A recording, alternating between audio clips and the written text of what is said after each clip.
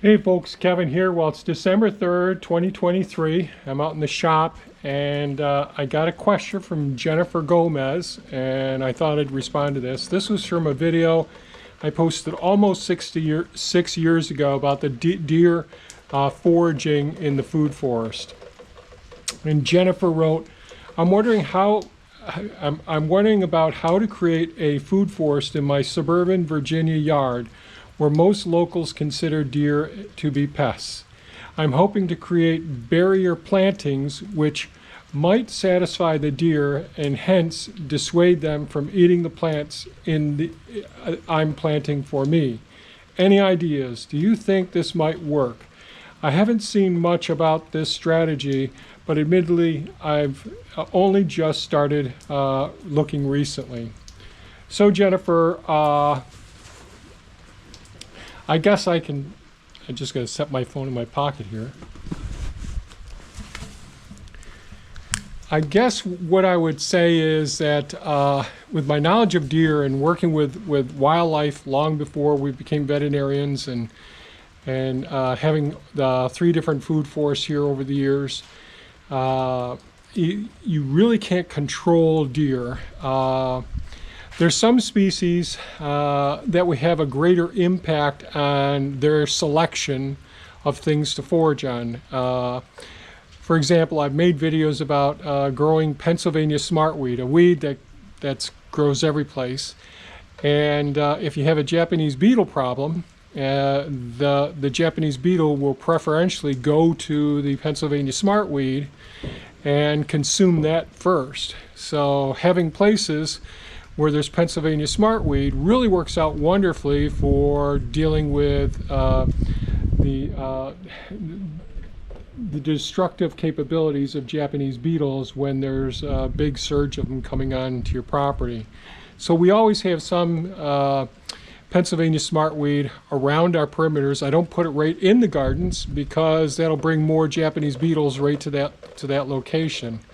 And that's what I'm giving just for an example. There are different chemicals that people do use to try and dissuade white-tailed deer anyways from going into locations. And certainly planting some crops that we know that the deer enjoy can be beneficial. But having said that, I would say that deer are just natural browsers. The easiest food and tastiest food that they can get to, they will go to that first. It's kind of like a kid who go to the candy section in a grocery store. Or in a veterinary office, if somebody brings in the donuts, everybody goes for the donuts. So even though they might have a nice lunch in the refrigerator. So deer are going to browse. They will certainly. We keep our grass pretty long. We grow comfrey, Bach 14 comfrey, which they will eat when other things that they really like the most are in short supply. We put fences and tree guards around our trees, so we use a plastic. Well, I don't have any right in here right now, but if you look at some of our videos and just look for tree guard in our videos, you'll see the different tree guards that we use to protect the young trees as they're growing up. Then we use some concrete reinforcing wire that I've made in tomato cages and into tree guard cages, but they have a pretty big hole in them that the deer will fit their heads through to eat. Cattle panel or 4-foot Premier 1 fencing or 5-foot Premier 1 fencing, even the little fawns can jump over that with ease.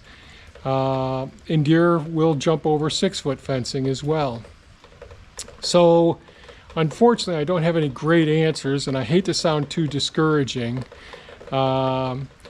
Yeah, the electric fencing does work, but in a suburban area, I'm not sure how to do it. And if you're living in an area where you've got a large neighborhood, then the deer will just come through, and if you're growing stuff that's more delicious than people's lawns, they are going to come in there and consume that.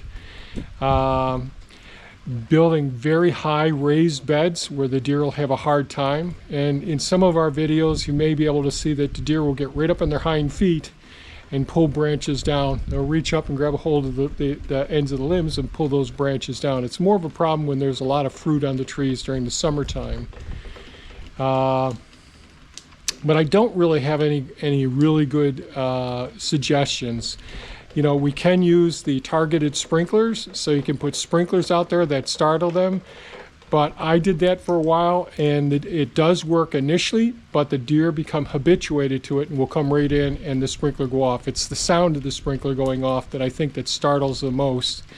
And that is a deterrent initially. Fencing works pretty well, but you need to have pretty high fencing. So I don't have any great ideas, but I thought I'd just make this video responsive. Maybe if there's anyone else who has great ideas, especially in areas where there are more suburban areas where there's lots of neighbors and all, I just don't have any great suggestions. The deer, we just grow enough stuff that we know that the deer are going to do their damage. We have deer rub that happens here.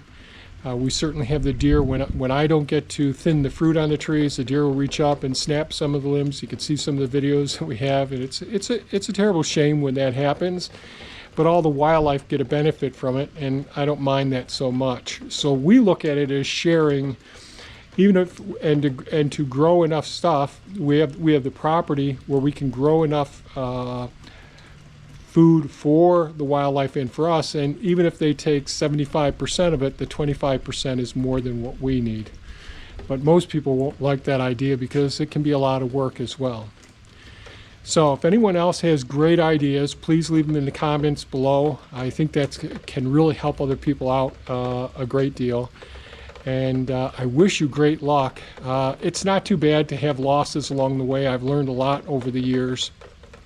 And certainly planting polycultures or guilds where you have groups of various plants around, like the deer don't like the garlic, the deer don't like the horseradish. They will eat a little bit of it, but I always put that around some of the trees. But as the trees get larger and all, they'll reach up. They can smell it and taste it, and they learn as they go through.